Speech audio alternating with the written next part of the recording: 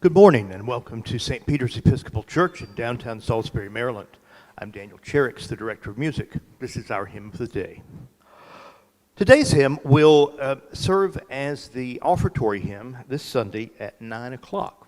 Our handbell choir is playing an arrangement of the very famous hymn, Just As I Am.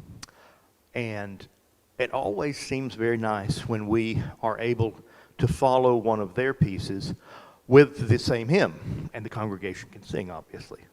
So Just As I Am, written by a lady named Charlotte Elliott. Charlotte Elliott grew up in London. She died in Brighton. Brighton, you'll know, is a coastal town in southern England.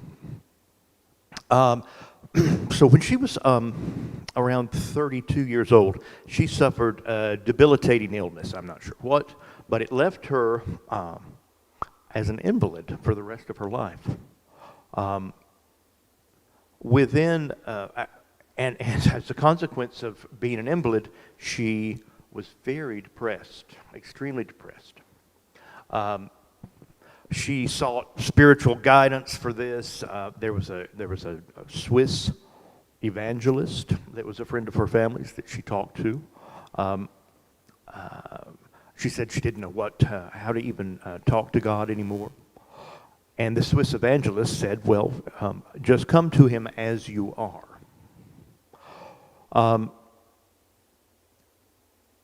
About 12 years later, her depression is still plaguing her. She's lying awake one night, upset because of her what she perceives as she doesn't have any value anymore. She can't do anything. And she writes this hymn, thinking back to his "Come as you are." Just all you need is you. That's all that's required, just you. Whatever that looks like. Hymn writing is said to have provided a way for her to cope with this depression and pain and loneliness, etc. She wrote approximately 150 hymns, and in fact, her first hymnal was called an invalid's hymnal, an invalid's hymn book. Can you imagine someone publishing that today? They'd probably get in trouble. But anyway, the scripture that she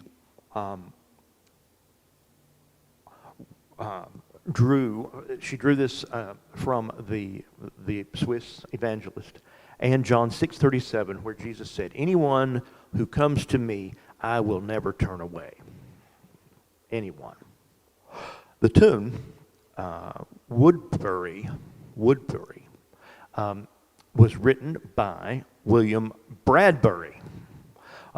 He was born in America, in Maine, in fact, in 1816. He died in 1868. He's quite remarkable to me. It says that he loved music. He grew up on a farm in Maine, way up there. He loved music and spent hours practicing any music he could find in his early childhood.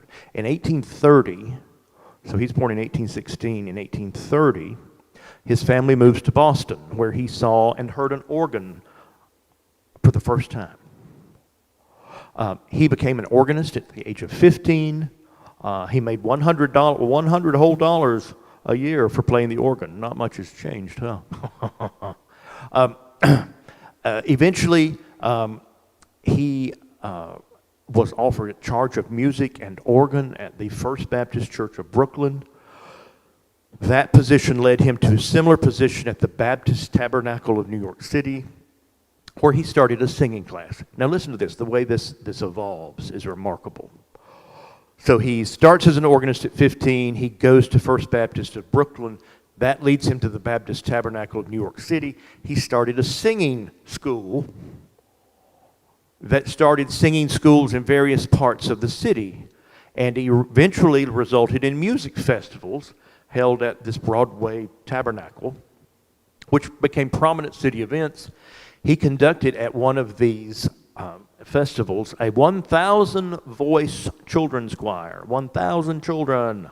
Can you imagine?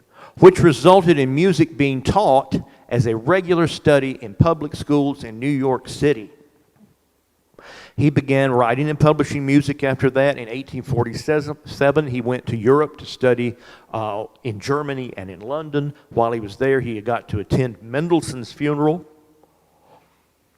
In 1851, with his brother Edward, he began manufacturing Bradbury pianos.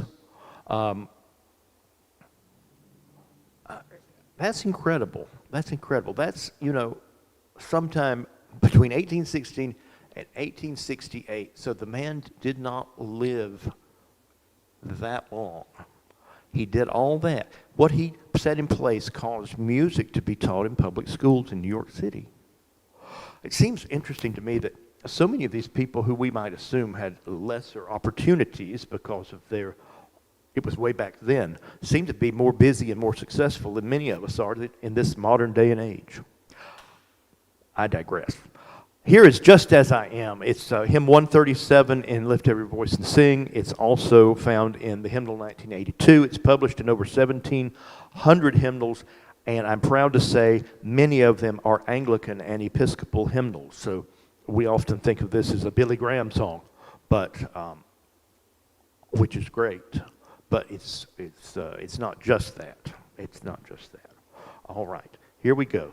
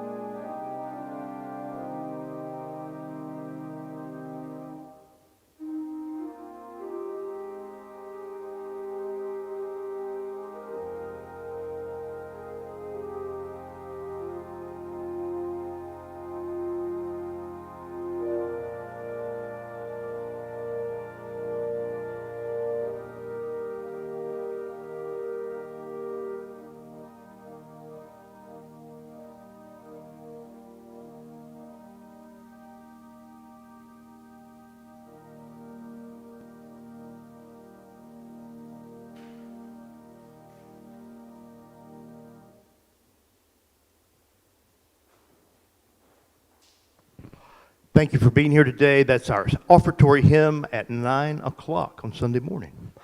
In a few moments at noon, we'll have a service of Holy Eucharist and healing. I hope you'll join us for that. And tomorrow, Taylor Harvey will be here at 11 o'clock for the hymn of the day. Thank you very much.